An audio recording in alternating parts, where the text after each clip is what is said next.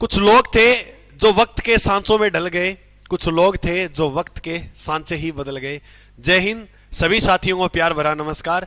मैं आपका GK by Ajay sir channel पर सभी प्रिय साथियों का स्वागत करता हूं। तो आज हमारे स्टैटिक जीके की जो क्लास है उसमें स्टैटिक जीके के हिसाब से हमने ऑब्जेक्टिव प्रश्न उठाए हैं। तो मैं देख लूं क्लास जरा लाइव और अच्छी तरह से चल रही है, कोई दिक्कत वाली बात नहीं है बिल्कुल। अब अगर अपने बात देखें, आज हमारे जो महत्वपूर्ण प्रश्न रहने वाले हैं उसमें सबसे पहला जो प्रश्न है वो आपकी स्क्रीन पे आ रहा है मेरे भाई। पहला प्रश्न है, निम्न में से कौन सा ग्रह सबसे गर्म है? पृथ्वी, शुक्र, बृहस्पति, नेपच्यून। अगर मैं आपको बात बताऊं मेरे भाई, ध्यान से सुनना। अगर पूछे सबसे बड़ा ग्रह कौन सा है, सबसे बड़ा, और इसका रंग जो है वो कैसा है? पीला। रंग कैसा है? पीला। और मानव जीवन जो निवास है वो कहां कर रहा है? पृथ्वी पर। पृथ्वी पर मानव जीवन है। पृथ्वी का रंग कैसा है? पृथ्वी ग्रह का रंग है नीला, बिल्कुल। अगर हम बात करें सबसे गर्म ग्रह की, तो सबसे गर्म जो ग्रह है वो कौन सा है? ऑप्शन में से शुक्र ग्रह। सबसे गर्म जो ग्रह है उसका नाम है शुक्र। ग्रहों की कुल संख्या कितनी है? 8। ग्रहों की कुल संख्या कितनी है? 8। अगर आपसे पूछे 8वां ग्रह कौन सा है? 8वां ग्रह है वरुण। कौन सा ग्रह है? वरुण। और याद रखिएगा मेरे भाई, वरुण जो ग्रह है वो सबसे ठंडा ग्रह भी है। सबसे गर्म कौन सा हो गया? शुक्र। सबसे ठंडा कौन सा हो गया? वो हो गया वरुण। और अगर प्रश्न पूछा जाए सबसे चमकीला ग्रह, सबसे चमकीला जो ग्रह वो भी शुक्र। इसीलिए इसे सांझ का तारा कहते हैं। क्या कहते हैं? सांझ का तारा। सांझ का तारा। अगर पूछे भोर का तारा किसे कहते हैं? सांझ का या भोर का जो तारा कहा जाता है वो शुक्र ग्रह को कहा जाता है। और तोरा बोरा की पहाड़ी कहां है? अगर आपसे प्रश्न पूछे तोरा बोरा पहाड़ी, अरे तोरा बोरा जो पहाड़ी है वह भारत के कर्नाटक में है, सॉरी अफगानिस्तान में। ये कहां पर है? अफगानिस्तान। तो कर्नाटक का नाम कैसे लिया? अरे प्रश्न आए नंदी दुर्ग। क्या है? नंदी दुर्ग पहाड़ी। और नंदी दुर्ग पहाड़ी जो है वो भारत के किस राज्य में है? तो ये कर्नाटक में है। मोस्ट इंपोर्टेंट प्रश्न है, याद रखिएगा। नंदी दुर्ग जो पहाड़ी है वो किस राज्य में है? कर्नाटक में। अच्छा, कई साथी कह रहे थे, कुछ साथी कह रहे थे कि गुरुजी अपना जो कोर्स आया है वो किस प्रकार से कैसे है? पहले मैं तुम्हें जानकारी दूं, दिल्ली पुलिस के एडमिट कार्ड आ चुके हैं। दिल्ली पुलिस के एडमिट कार्ड आ चुके हैं और इस एडमिट कार्ड के अंदर आपको पता होगा आपकी एग्जाम डेट जो वगैरह है, जैसे मैंने बताया 14 नवंबर से लेकर 5 दिसंबर के बीच में चुनाव होंगे। अब गुरुजी मान तो बहुत दूर दूर भेज दिया, तो भाई सरकार है कट्ठे भी भेज का अपना ने, और जिसका लगभग बठिंडा है, लगभग गंगानगर वाला होगा। मेरी एक बात ध्यान से सुनना, मैं मैराथन क्लास से तो लाऊंगा, मैं तो मैराथन क्लास से लाऊंगा। ये फ्री जो टेस्ट है ये दोनों आपको जरूर देने हैं। कौन से? दिल्ली पुलिस के कंप्लीट संपूर्ण सिलेबस के ये 2 टेस्ट है। एक तो होगा 3 नवंबर, एक 8 नवंबर। 3 नवंबर का जो पेपर था वो हो चुका है। जिस साथी ने नहीं दिया वो जाकर ये पेपर दे सकता है ऐप के ऊपर। एप्लीकेशन का जो नाम है वो है विजन इंस्टीट्यूट। एप्लीकेशन इस प्रकार का लोगो लगाएगा, ध्यान से देख लीजिएगा, वहां ये आपको मिल जाएगा। ये विजन इंस्टीट्यूट एप्लीकेशन जब आप ओपन करोगे, रजिस्ट्रेशन कर लेना। ये फ्री टेस्ट 3 नवंबर वाला आप दे सकते हो। एक होगा 8 नवंबर को। 8 नवंबर वाले में हमने एक स्कीम की है, ये फ्री टेस्ट रहेगा ऑफलाइन भी। अगर कोई विद्यार्थी नजदीक का है जो देना चाहे वो दिल्ली पुलिस का टेस्ट दे सकता है। और एक बात और मेरे भाई, दिल्ली पुलिस का इसी ऐप के ऊपर कोर्स मात्र अपनों ने कर रखा है 50 रुपए का। कितने का? 50 रुपए का। तो जो साथी इस कोर्स को लेना चाहता है, देखो कोर्स मतलब स्टैटिक जीके और जीके का पार्ट बहुत बड़ा है, तो आप ये कोर्स ले लीजिएगा। इसमें 35 क्लासें हैं, वो फटाफट देख लीजिएगा, स्पीड कर कैसे भी जो भी है वो क्लासें। अभी टाइम पड़ा है खूब, जीके तुम्हारा अच्छा रिवीजन हो जाएगा। 50 रुपए में कोई लंबी चौड़ी कहानी नहीं होती है, ठीक है? ओके, अब चलते हैं आगे। नेक्स्ट दूसरा प्रश्न क्या है? दूसरा प्रश्न स्क्रीन पे ये है कि अहमदाबाद में साबरमती आश्रम की स्थापना किसने की थी?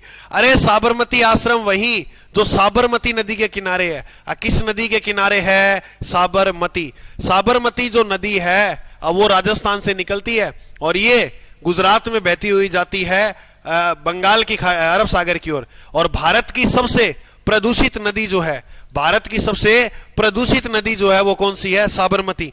प्रदूषित होने का कारण ये है, इस नदी के किनारे है अहमदाबाद, और अहमदाबाद को बोलते हैं भारत का मैनचेस्टर। भारत का मैनचेस्टर किसे कहते हैं? भारत का मैनचेस्टर कहा जाता है अहमदाबाद को। ठीक है, तो याद रखना, साबरमती आश्रम की जो स्थापना की थी वो किसने की थी? महात्मा गांधी जी ने 1916 के अंदर। कब भाई? 1916 के अंदर स्थापना की। गांधी जी भारत कब लौटे थे? गांधी जी जो भारत लौटे थे वो लौटे थे 9 जनवरी 1915, और इसी 9 जनवरी को एक दिवस मनाया जाता है, प्रवासी भारतीय दिवस। प्रवासी भारतीय दिवस कब आता है? प्रवासी भारतीय जो दिवस है वो 9 जनवरी को मनाया जाता है। यह बात याद रखना, मोस्ट इंपॉर्टेंट है। Okay okay. भारत की प्रथम महिला राज्यपाल, प्रथम महिला राज्यपाल जो है वो कौन है? प्रथम महिला राज्यपाल वो है सरोजनी नायडू। ठीक है गुरुजी, ये बात याद होगी। तो इसका राइट उत्तर होगा महात्मा गांधी जी ने साबरमती आश्रम की स्थापना की थी। किसी भी दोषी व्यक्ति को समता अनुदान या उसकी सजा, निलंबन या परिहार करने की जो शक्ति है वो किसके पास है? देखो मेरे भाई, किसी दोषी व्यक्ति को दोषी या यहां तक अपने बात करें तो मृत्यु दंड की भी सजा, मृत्यु दंड की सजा ये माफ कर सकता है वो एक ही व्यक्ति है। वो कौन है? वो है राष्ट्रपति। राज्यपाल को मृत्यु दंड का अधिकार नहीं दे रखा माफ करने का। राष्ट्रपति को जो है वो मृत्यु दंड भी माफ कर सकता है, ये अधिकार है। सुप्रीम सर्वोच्च न्यायालय के न्यायाधीश, वर्तमान में सुप्रीम कोर्ट का न्यायाधीश कौन है? वाई.डी. चंद्रचूड़। वाई.डी. चंद्रचूड़, ये मोस्ट इंपोर्टेंट है, याद रख लीजिएगा। ओके ओके गुरुजी। चलो आगे नेक्स्ट बात अपने करें आगे। समान नागरिक संहिता का भारतीय संविधान के किस अनुच्छेद में उल्लेख है? अपना टॉपिक पढ़ते हैं, राज्य के नीति निर्देशक तत्व। नीति निर्देशक तत्व, नीति निर्देशक तत्व की अगर बात करें तो अनुच्छेद 36 से अनुच्छेद 51 तक पढ़ते हैं। इसके बीच में ही आता है अनुच्छेद 44। क्या आता है मेरे भाई? अनुच्छेद 44। अनुच्छेद 44 में लिखा है समान नागरिक संहिता के बारे में, और समान नागरिक संहिता लागू करने वाला पहला राज्य, लागू करने वाला जो प्रथम राज्य था वो था गोवा। गोवा वाले बीच पे ये बात याद रखना, समान नागरिक संहिता जो लागू करने वाला पहला राज्य था, उस राज्य का नाम क्या आता है? उस राज्य का नाम जो आता है वो आता है गोवा। क्या आता है? गोवा। बिल्कुल। चलिए नेक्स्ट आगे बात करें अपने। चेराव का लोक नृत्य, चेराव लोक नृत्य जो वो कहां का फेमस है? और चेराव लोक नृत्य की मेरे भाई बात की जाए, चेराव लोक नृत्य की बात की जाए तो ये इंपॉर्टेंट है मिजोरम। कहां का फेमस है? मिजोरम। और घूमर पूछे, घूमर, घूमर कहां का है? राजस्थान का। अगर पूछे डांडिया, अरे डांडिया, डांडिया जो है वो कहां का है? वो है गुजरात का। डांडिया कहां का है भाई? गुजरात का। बिल्कुल, ये अच्छा छाप लीजिएगा, प्रश्न आएगा एग्जाम में।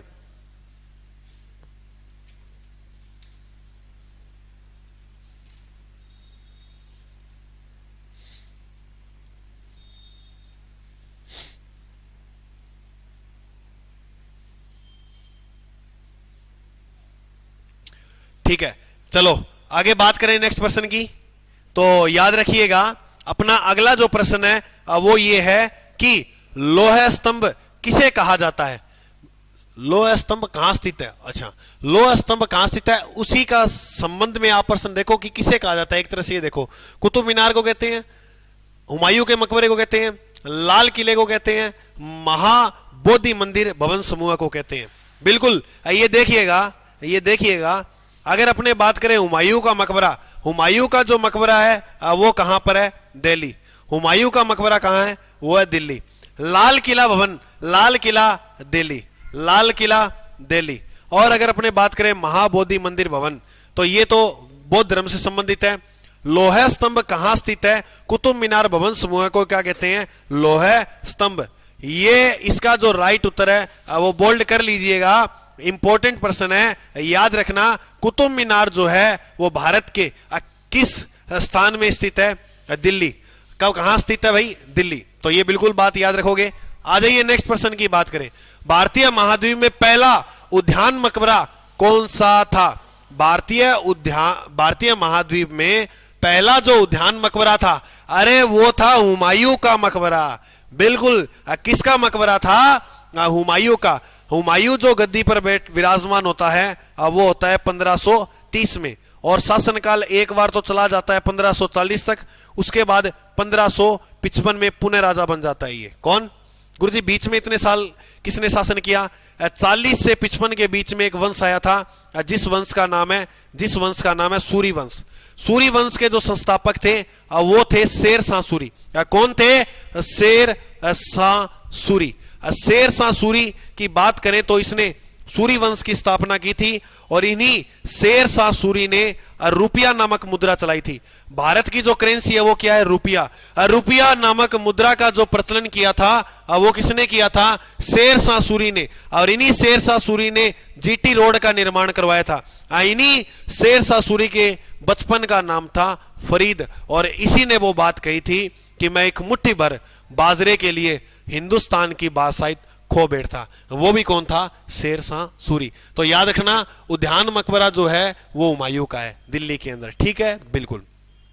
नेक्स्ट प्रश्न, सबरीमाला एक हिंदू तीर्थ क्षेत्र है, यह किस भाग अभ्यारण्य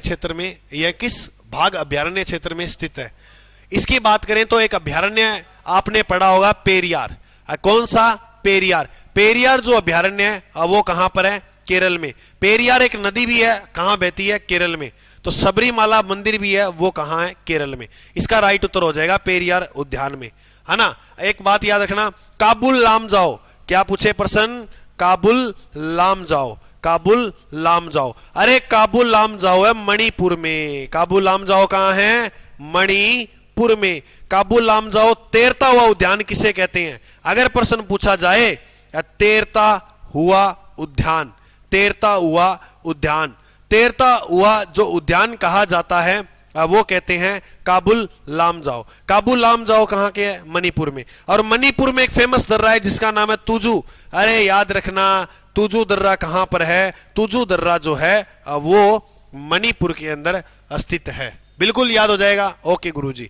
तो सबरीमाला जो है वो किस अभ्यारण्य में है? पेरियार। और याद रखिएगा NW3, NH नहीं बोल रहा मैं, NW3 जो है वो पेरियार नदी पर है, केरल में। ओके, चलो नेक्स्ट, आगे नेक्स्ट पर्सन की बात करें। सिंधु घाटी सभ्यता थी, वो एक किस युग की सभ्यता थी? रजत युग की थी, टीन युग की थी, स्वर्ण युग की थी, कांसा? देखो भाई, यहां धातुएं तो बहुत मिली, लेकिन सबसे ज्यादा जो वस्तु धातु की मिली बनी हुई वो थी कांसे की। तो ये कैसी सभ्यता थी? कांस्य युगीन। कैसी सभ्यता थी? कांस्य युगीन। लेकिन मैं आपको जानकारी के लिए बता दूं, मानव द्वारा खोजी गई पहली धातु कौन सी थी?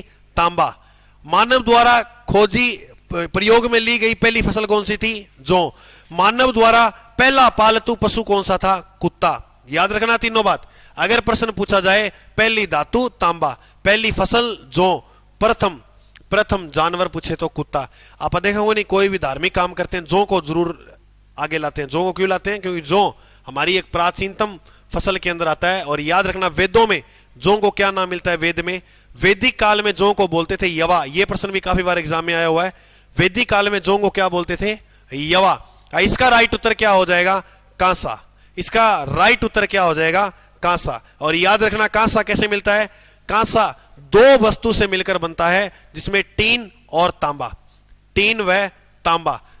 टीन व तांबा से मिलकर एक धातु बनती है जिसे क्या बोलते हैं? कांसा। इसीलिए सिंधु घाटी सभ्यता भारत की सबसे प्राचीन सभ्यता थी, और टीन व तांबा से मिलकर क्या बनता है? कांसा। ये काफी बार एग्जाम में प्रश्न पूछा गया है, याद रख लीजिएगा।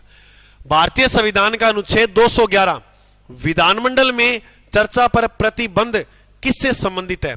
देखो, अनुच्छेद 211 में विधानमंडल में जो चर्चा हो रही है उसको प्रतिबंध कर सकते हैं, यह संबंधित है राज्य सरकार से, क्योंकि विधानमंडल राज्यों में होती है। और विधानमंडल के कितने सदन होते हैं? देखो मेरे भाई, अगर बात करें विधानमंडल की, तो विधानमंडल के अंग 3 होते हैं, वही सेम संसद वाली बात है।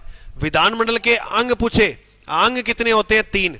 और सदन पूछे और वो कितने हैं? 2। गुरुजी, 2 सदन कौन कौन से? 2 सदन कौन कौन से? एक तो है विधान सभा सभा और एक है विधान परिषद। विधान परिषद याद रखना मेरे दोस्त मेरे भाई। विधानमंडल का जो उल्लेख है, विधानमंडल का जो उल्लेख है वो संविधान के अनुच्छेद 167 देखो अगर अपने बात करें संसद की, बिल्कुल सिंपल है संसद सर 10 मिनट बस। 79 राज्यसभा, राज्यसभा का उल्लेख है 80।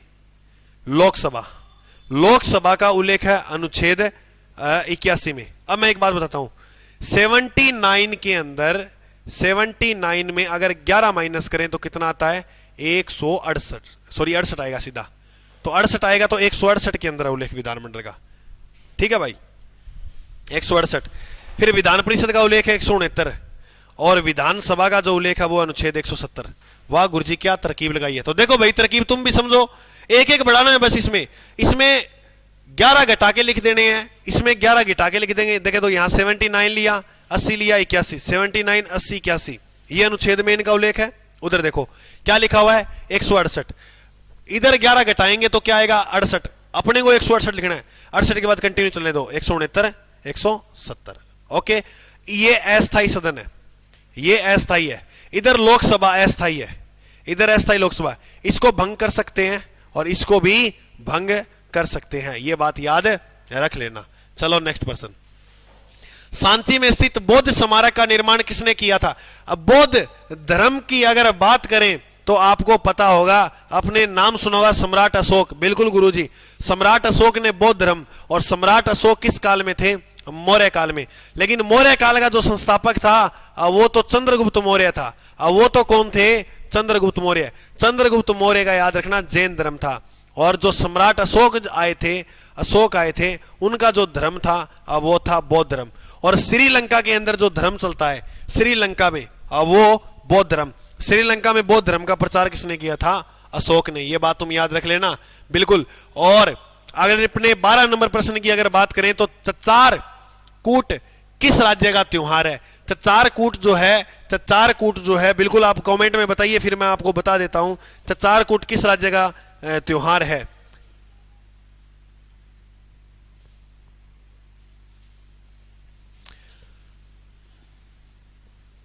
तो इसका जो राइट उत्तर होगा वो होगा मेरे भाई मिजोरम।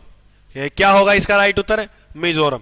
तो मिजोरम का जो ये है वो प्रमुख त्योहार है चच्चार कूट। ओके बिल्कुल गुरुजी, ये बात समझ में आ गई है।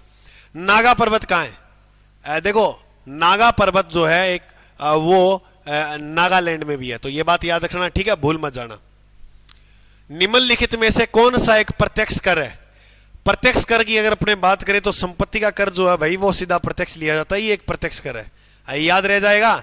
अब बिल्कुल गुरुजी याद रह जाएगा। तो संपत्ति कर जो है वो कैसा कर है? एक प्रत्यक्ष कर है, मोस्ट इंपॉर्टेंट है, याद रखना। उत्पादन, सीमा और सेवा ये प्रत्यक्ष नहीं है, संपत्ति का जो कर है वो बिल्कुल प्रत्यक्ष कर है। भारत और पाकिस्तान के बीच जो सीमा खींची गई है उसे क्या बोलते हैं? अरे मेक मोहन जो है, अब मेक मोहन जो है वो भारत और चीन के बीच में है। भारत व चीन के बीच में जो रेखा है वो है मेक मोहन। रेड क्लिफ जो रेखा है वो भारत और पाकिस्तान के बीच में है, भारत व पाकिस्तान के बीच में। और अगर बात करें सर क्रीक रेखा जो है वो गुजरात में, सर क्रीक अपने पढ़ते हैं गुजरात में, बिल्कुल इसको एक बार छोड़ो, मैं आपको मेन बात समझाऊं। एक तो होगी ढूरंड रेखा। कौन सी रेखा? ढूरंड रेखा। ढूरंड रेखा की यदि बात की जाए, ढूरंड रेखा की मेरे भाई बात की जाए तो ये भारत और अफगानिस्तान के मध्य है, भारत व अफगानिस्तान के मध्य है। कौन सी रेखा? ढूरंड रेखा। तो हमसे प्रश्न पूछा है भारत और पाकिस्तान, तो इसका राइट उत्तर हो जाएगा रेड क्लिफ रेखा। क्या हो जाएगा? Red Cliff. भारत से पड़ोसी देश कितने लगते हैं? 7। सबसे ज्यादा सीमा जो लगाता है वो लगाता है बांग्लादेश। कौन लगाता है? बांग्लादेश। और सबसे न्यूनतम सीमा जो लगाता है 7 देशों में वो लगाता है अफगानिस्तान, ठीक है। और इन रेखाओं का निर्धारण कब किया? मेक मोहन रेखा का निर्धारण हुआ 1914 में, रेड क्लिफ रेखा का निर्धारण हुआ 1947 में, और ढूरंड रेखा का जो निर्धारण था वो हुआ 1896 में। बिल्कुल याद हो जाएगी मेरे भाई। देखो चैनल पे नए हो तो सब्सक्राइब जरूर करें, अपना ही चैनल है, अपना ही परिवार है, किसी और का ये परिवार नहीं है। अच्छा, जीडी का इंफॉर्मेशन आपको ये देना है कि जीडी का जो नया बैच है वो 2 नवंबर से शुरू कर दिया है। कब से? 2 नवंबर से। ये अभी फिलहाल जो बैच है वो ऑफलाइन है। अभी ये जो बैच लाया है वो कैसा है? ऑफलाइन। जल्दी इसका ऑनलाइन क्लासेस भी आपको मिलेंगी। तो जो साथी ऑफलाइन आने के इच्छुक है वो इन नंबर पे संपर्क कर सकते हैं। Vision institute, main bus stand, Suratgarh. बिल्कुल। चलिए नेक्स्ट पर्सन। महानदी के तट पर कौन सा शहर है? महानदी बोले तो उड़ीसा। उड़ीसा का शोक किस नदी को कहते हैं? उड़ीसा में बहने वाली नदी है महानदी। यहां पर एक बांध है जिसका नाम है हीराकुंड। कौन सा बांध है? हीराकुंड। भारत का सबसे लंबा बांध कौन सा है? लंबा बांध जो है वो हीराकुंड है। गुरुजी अगर प्रश्न पूछे भारत का सबसे ऊंचा बांध कौन सा है? अरे मेरे भाई, ऊंचे की बात आई तो मैं बोलूंगा भारत का सबसे ऊंचा बांध है टिहरी बांध। कौन सा बांध है? टिहरी। टिहरी बांध भारत के किस राज्य में है? उत्तराखंड में। तो उड़ीसा में हीराकुंड हो गया, टिहरी बांध कहां हो गया? उत्तराखंड में। कटक स्थान उड़ीसा के अंदर है, क्योंकि उड़ीसा जो उच्च न्यायालय, उड़ीसा उच्च न्यायालय, उड़ीसा हाईकोर्ट। कौन सा हाईकोर्ट? उड़ीसा। उड़ीसा हाईकोर्ट की जो मुख्य पीठ है वो कहां है? कटक के अंदर है। कहां पर है? कटक में। बिल्कुल याद हो जाएगी। ओके, चलो नेक्स्ट आगे बात करते हैं। वर्ष 1948 में किस पुर्तगाली अन्वेषक ने यूरोपियों से भारत के लिए एक नए समुद्र मार्ग की खोज की थी? 1900 नहीं है, 1498 है। 1498 है ना, वो मिस्टेक से बोला गया। 1498 में जो पुर्तगाली आया था वो आया था वास्को डी गामा। मई 1498 में, मई 1498 में कौन आए थे? Vasco D gamma. Vasco D gamma जो भारत में प्रवेश करते हैं, भारत में प्रवेश करते हैं वो दक्षिण भारत से करते हैं। कहां से करते हैं? दक्षिण भारत में। एक स्थान है कोची। कोची, कोची स्थान कहां पर है गुरुजी? कोची स्थान है केरल में। इसे कहते हैं अरब सागर की रानी। अरब सागर की रानी। अरब सागर की रानी किसे बोलते हैं? कोचीन को। अरब साइलेंट वैली, साइलेंट वैली, शांत घाटी, शांत घाटी भी किसे बोलते हैं? केरल में। ठीक है, तो इसका जो राइट उत्तर हो जाएगा वो हो जाएगा वास्को डी गामा। तो पुर्तगाली सबसे पहले कौन आए थे? पुर्तगाल। सबसे बाद में कौन गए? पहले आए और बाद में गए। पहले आए वह सबसे बाद में गए थे। सबसे पहले आए ये और सबसे बाद में गए, वो कौन थे? पुर्तगाली। पुर्तगालियों के बाद कौन आए थे? पुर्तगालियों के बाद आए थे डच। कौन आए थे? डच। ये बात याद रख लेना। चलो नेक्स्ट पर्सन। भारतीय संविधान का अनुच्छेद 24 है। बिल्कुल, 24 में लिखा हुआ है कारखानों आदि में बच्चों को रोजगार नहीं दिया जाएगा। ये जो अनुच्छेद है वो किस टॉपिक का है? क्या मौलिक अधिकार का है? क्या केंद्र सरकार का है? क्या राज्य सरकार का है? या नीति निर्देशक तत्वों का है? नीति निर्देशक की तो मैं बात ही खत्म कर दी। मैं बोलो 36 से लेकर 51 की कोई बात आई तो इसमें आएगी। अगर 12 से लेकर 35 के बीच में कोई अनुच्छेद आता है तो वो किसका है? वो है मौलिक अधिकार का। मौलिक अधिकार का जो उल्लेख मिलता है वो भाग 3 में, भाग 3 में। नीति निर्देशक तत्वों का जो उल्लेख मिलता है वो भाग 4 में। ये बात याद रह जाएगी। केंद्र सरकार का जो उल्लेख है वो भाग 5 में और राज्य सरकार का जो उल्लेख है वो है भाग 6 में। इसलिए भाग 6 को राज्य का संविधान कहते हैं। राज्य का संविधान किसे कहा जाता है मेरे भाई? राज्य का संविधान भाग 6 को कहते हैं। मेरे भाई चैनल अगर पहली बार देख रहे हो तो जिसने अभी तक सब्सक्राइब किया वो लाल बटन जो है वो लाल ही दिख रहा है, तो उसको एक बार जरूर सब्सक्राइब करें। ये अपना परिवार है, इसको अभी तो शुरुआत की है, इसको बहुत बड़ा करना है और ये आपके सहयोग के बगैर बड़ा नहीं हो पाएगा। देखो मेरे भाई, ऐसे नहीं है, कभी स्वाभिमान नहीं खोएंगे। कोर्स 50 रुपए 60 रुपए इस रेंज में मिल रहा है तो आप अंदाजा लगा लीजिएगा कि अपने का बिल्कुल भी इस चीज का लालच नहीं है। बस आप पढ़ो, मेहनत करो, सिलेक्शन लेके बस जरूर मिलने आ जाना। बिल्कुल गुरुजी, आज हमारा इस भर्ती में चयन हो गया है, वो खुशी मेरे लिए सबसे कीमती और सबसे बड़ी खुशी होगी। बिल्कुल। आइए नेक्स्ट पर्सन की अपनी चर्चा करें। तो वास्तुकला खगोलीय उपकरणों का एक संग्रह है जिसे महाराजा जय सिंह द्वितीय द्वारा बनाया गया था। तुझमें दिखता है सब जंतर मंतर, अरे हमसे बिछड़कर वो भी कहां खुश है, सब फीके पड़ गए। चूड़ियां वूड़ियां काजल वाजल पजेब फजेब है या नहीं है? बिल्कुल। तो जंतर मंतर याद रखना, ये याद रखना जय सिंह ने दिल्ली के अंदर बनवाया एक वेधशाला जिसका नाम था जंतर मंतर। ये वास्तुकला का जो है वो संग्रह है, यहां पर आपको बहुत देखने को मिलेगा। ठीक है, याद रखना। नालंदा कहां पड़ता है? बिहार में। याद रखना ये विश्वविद्यालय थे बड़े बड़े। अकबर ने मियां का शीर्षक किसे दिया था, मियाँ का जो शीर्षक दिया था वो तानसेन को है क्या ऑप्शन में? बिल्कुल है मेरे भाई। ये देखो दक्षिण ऑप्शन डी तानसेन। तानसेन नवरत्न में शामिल था क्या? बिल्कुल। नवरत्न में बिरबल भी थे, मानसिंह भी था, टोडरमल। हिंदू जो थे वो दो थे, हिंदू जो थे वो दो थे, एक मानसिंह एक बिरबल। लेकिन सबसे ज्यादा जो मनसब दिया था 7,000 का वो किसे दिया था? वो इसे ही दिया गया था। ओके चलो नेक्स्ट पर्सन। अमर्त्य सेन को नोबेल पुरस्कार किसके लिए मिला था? अमर्त्य सेन को क्या, ये फेमस है, इंपॉर्टेंट है, याद रखना। ये दिया गया था अर्थशास्त्र के क्षेत्र में। किस क्षेत्र में? अर्थशास्त्र के। अर्थशास्त्र एक रचना भी है क्या गुरुजी? बिल्कुल है भाई, अर्थशास्त्र एक रचना भी है। अर्थशास्त्र ग्रंथ की जो रचना, अर्थशास्त्र ग्रंथ जो है उसकी जो रचना की थी वो की थी चाणक्य ने। किसने की थी? चाणक्य। इसको एक नाम से और जानते हैं, विष्णुगुप्त। विष्णुगुप्त चाणक्य ने अर्थशास्त्र की क्या की थी? रचना। बिल्कुल ये बात तुम्हें याद हो जाएगी। आज के हमारे 20 जो प्रश्न थे वो महत्वपूर्ण कंप्लीट हो चुके हैं। और आप एक ये भी तुलना किया करो कि तुम्हें कितने प्रश्न आ रहे हैं इस 20 में से। अगर तुम्हें 15 के आसपास प्रश्न इसमें से आ रहे हैं तो कतई तुम्हारा जीके कमजोर नहीं है, बहुत बेस्ट जीके है तुम्हारा। इसकी पीडीएफ जो है वो मैं Telegram channel GK by Ajay sir पर उपलब्ध करवा दूंगा। विजन इंस्टीट्यूट टेलीग्राम है, इसमें भी ये उपलब्ध हो जाएगी। तो जो साथी नहीं जुड़ा है वो जरूर जुड़ जाइए। क्लास कैसी लगी जरूर कमेंट में बताना। कमेंट किया करो मेरे भाई, कमेंट करने से बहुत हौसला मिलता है, आपकी हर बातें सुनने को मिलती है, चाहे बुरी हो चाहे अच्छी हो। कमेंट जरूर किया करो, ठीक है। जय हिंद, मिलते हैं अगले भाग में। वंदे मातरम।